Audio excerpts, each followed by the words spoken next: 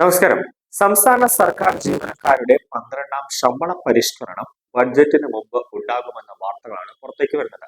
March മുതൽ പരിഷ്കരിച്ച ശമ്പളം നൽകാൻ കഴിയുന്ന വിധത്തിലാണ് നടപടിക്രമങ്ങൾ ധനവകുപ്പിൽ പുരോഗമിക്കുന്നത്. 2024 ജൂലൈ 1 മുതൽ പരിഷ്കരണത്തിന് മുൻകാല പ്രാബല്യമുണ്ടാകും.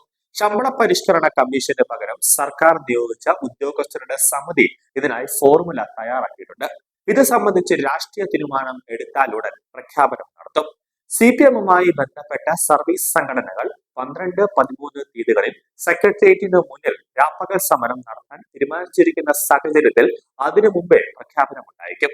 മുൻപ് ശമ്പള പരിഷ്കരണ സമയത്ത് നിലവിലുള്ള അടിസ്ഥാന ശമ്പളത്തെ 1.37 മടങ്ങ് ഗുണിച്ചാണ് പുതിയ അടിസ്ഥാന ശമ്പളം നിശ്ചയിച്ചത്.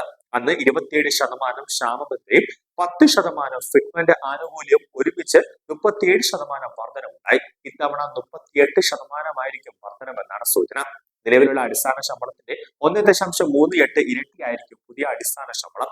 നിലവിലുള്ള അടിസ്ഥാന ശമ്പളത്തെ 1.38 കൊണ്ട് ഗുണിച്ചാൽ പുതുക്കിയ അടിസ്ഥാന ശമ്പളം ലഭിക്കും. ഈ ഫോർമുലയ്ക്ക് തത്വത്തിൽ അംഗീകാരം ലഭിച്ചു.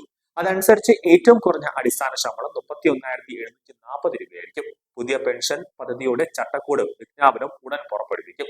ഒരു നിശ്ചിത പെൻഷൻ ഉറപ്പാക്കുന്ന ഈ പദ്ധതി പ്രകാരം സർക്കാരിന്റെ സംഭാവന വർദ്ധിക്കും. സംസ്ഥാന സർക്കാരിന്റെ നികുതി വരുമാനം 93,000 കോടി രൂപയാണ്. നിലവിൽ 70,000 കോടി രൂപയാണ് ശമ്പളത്തിനും പെൻഷനുമായി ചെലവഴിക്കുന്നത്.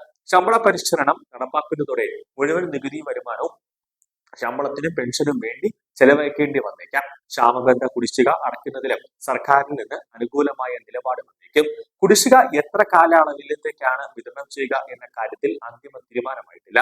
ഈ തുക പ്രൊവിഡന്റ് ഫണ്ടുമായി ലയിപ്പിക്കാനുള്ള സാധ്യതയുണ്ട്. കഴിഞ്ഞ ബഡ്ജറ്റിൽ കോൺട്രിബ്യൂട്ടറി പെൻഷൻ പദ്ധതിക്ക് പകരം ഒരു അഡ്വൈസ്ഡ് പെൻഷൻ പദ്ധതി നടപ്പാക്കുമെന്ന് പ്രഖ്യാപിച്ചിരുന്നു. പങ്കാളിത്ത പെൻഷൻ പദ്ധതി പിൻവലിക്കൽ ഉൾപ്പെടെയുള്ള ജനപ്രിയ പ്രഖ്യാപനങ്ങളും പ്രതീക്ഷിക്കുന്നുണ്ട്.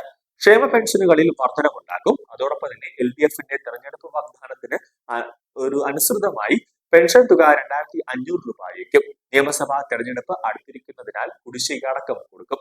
തദ്ദേശ തെരഞ്ഞെടുപ്പിന് മുമ്പ് ക്ഷേമ പെൻഷൻ 1,600 നിന്ന് 2,000 ആക്കി ഉയർത്തിയിരുന്നു.